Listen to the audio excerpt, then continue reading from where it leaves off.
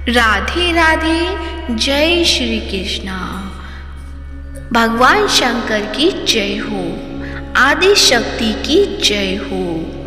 प्रिय भक्तजनों, आप सभी का मायरा बॉयज चैनल में हार्दिक स्वागत है। आप सभी का दिन शुभ और मंगलमय हो और भगवान भोलेनाथ और माता सती आप सबकी मनोकामनाएं पूर्ण करें। आज की इस वीडियो में आप जानेंगे भगवान शंकर द्वारा सती का दक्ष के घर जाने को अनुचित बताना, देवी सती के विराट रूप को देखकर शंकर का भयभीत होना, सती द्वारा काली, तारा आदि अपने 10 स्वरूपों को प्रकट करना, देवी का यज्ञ भूमि के लिए प्रस्थान आदि का वर्णन किया गया है। तो आज की इस वीडियो में आप सुनेंगे चैत्र मास का अध्याय 8। तो प्रेम से बोलिए माता रानी की जय हो।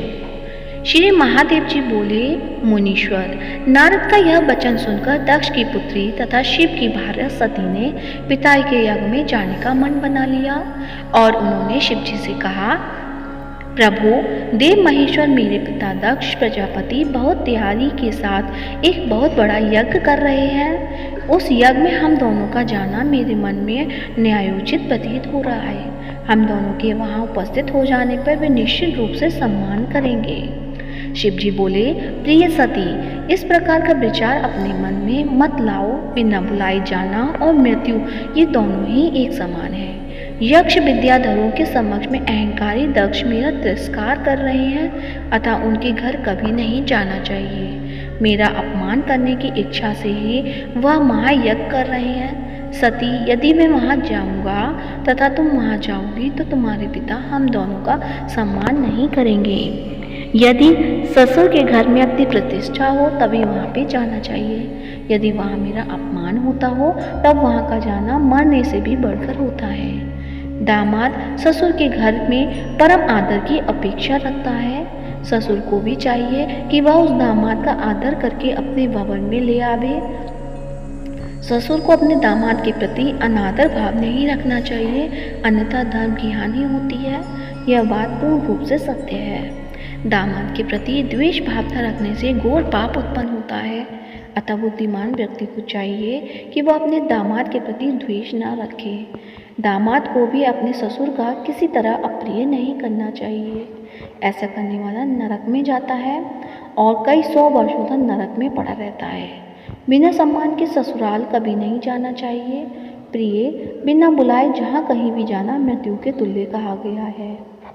सती ससुर ने के स्नेह करने से रूप वृद्धि, प्रजा वृद्धि और धर्म वृद्धि भी होती है और प्रिय, अनादर करने से सर्वदा हानि भी होती है। सती बोली, प्रभु, आपने जो कुछ कहा वह सत्य ही है, इसमें किसी प्रकार का संशय नहीं है, किंतु हो सकता है कि वहाँ जाने पर वे आपका सम्मान करें।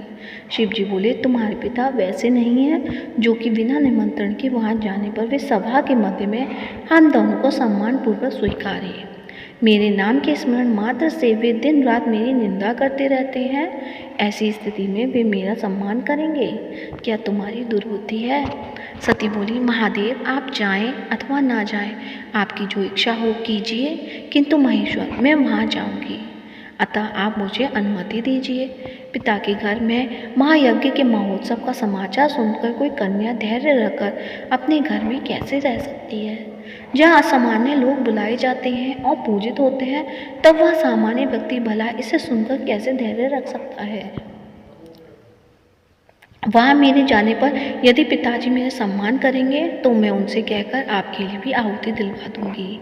यदि वे मूढ़ बुद्धि दक्ष मेरे सामने आपकी निंदा करेंगे तो मैं उसी समय उनके महायज्ञ का निसंदेह विध्वंस कर डालूंगी। शिव जी बोले, सती, उस यज्ञ में तुम्हारा जाना कभी भी उचित नहीं है।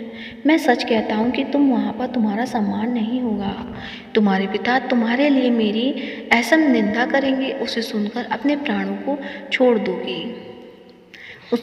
उसका तुम क्या कर लोगी?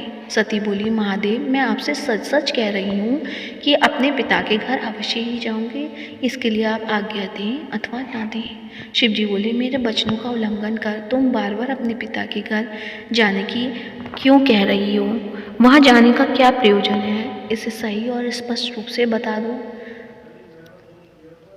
दुरात्माओं का अनादर का भय नहीं रहता। वे ही उन स्थानों पर जाते हैं जहाँ अपमान की संभावना रहती है। सती सम्मान के योग्य व्यक्ति को सम्मान न करने वाले के घर में कभी नहीं जाना चाहिए, क्योंकि उस अपूजक के द्वारा की गई वह पूजा नहीं की जाती।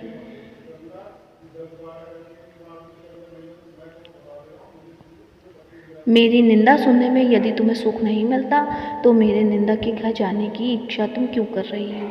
सती बोली, शंभु, आपकी निंदा सुनने में मुझे कोई सुख नहीं है। उस निंदा की सुनने की मेरी कोई अभिलाषा भी नहीं है, किंतु फिर भी मैं वहाँ जाना चाहती हूँ। महेशान, जिस समय मेरे पिता ने केवल आपको छोड़ अन्य देवताओं को बुलाकर महायज्ञ आरंभ किया, श्री शिव जी बोले, महादेवी, मेरे रोकने पर भी तुम मेरी बात नहीं सुन रही हो।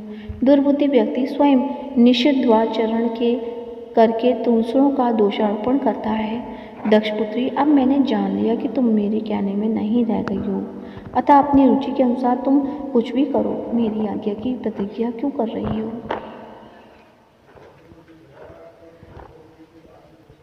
इस प्रकार अपने स्वामी को भयाक्रांत देखकर वे दयामती भगवती सती उन्हें रोकने का इच्छा से क्षण भर में अपने 10 श्रेष्ठ विग्रह धारण करके सभी दिशाओं में उनके समक्ष स्थित हो गई। अत्यंत वेग से भागते हुए शिवजी जिस जिस दिशा में जाते थे उस दिशा में उन्हीं भयानक भगवती को देखते थे और फिर भय से व्याकुल होकर अन्य दिशा में भागने लगते थे।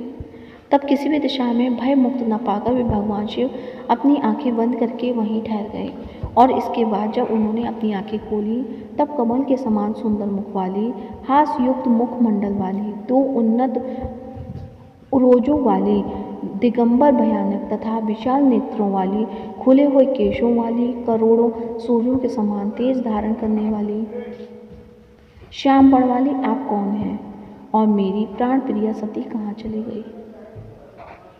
सती बोली, महादेव, क्या अपने सम्मुख स्थित मुझ सती को आप नहीं देख रहे हैं? काली तारा, लोकेशी, कमला, भुवनेश्वरी, छिन्नमाता, शूरश्री, त्रिपुरारी, बगलामुखी, धूमावती और मातंगी इन देवियों के नाम हैं।